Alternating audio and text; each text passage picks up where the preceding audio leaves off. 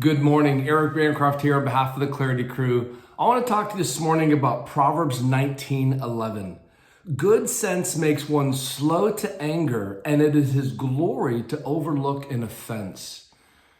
You know, during these COVID-19 days, it is easy and surprising to find ourselves getting in different positions of anger over these days.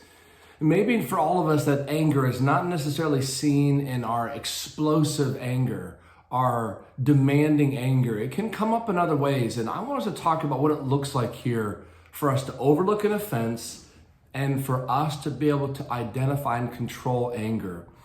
This morning, I just want to briefly identify for you, there are three ways you can consider anger. There's covert anger, that sarcasm, just kidding, frustrated, complaining, gossip anger.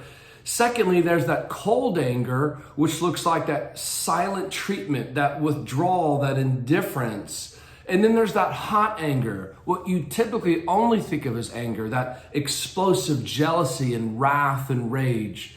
Friends, during these days we're in our houses longer than we wish we were, and our schedules have changed more than we ever would have picked for ourselves. Be careful of the anger that comes to the surface. Be careful as we interact with one another throughout these days when things are not going as we expected. For it is when we encounter unmet expectations that are sustained longer than we otherwise feel like they should be, that what comes to the surface of our heart is indeed anger for many of us.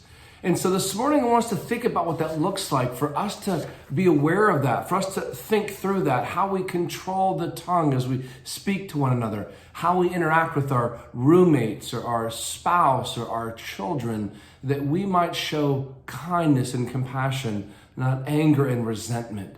This is a challenge I want to give to you today as you think about what it means to overlook an offense and to not be angry as we interact together in community, close community. This is Eric Bancroft on behalf of the Clarity Crew, wishing you a good morning and a challenge to you today.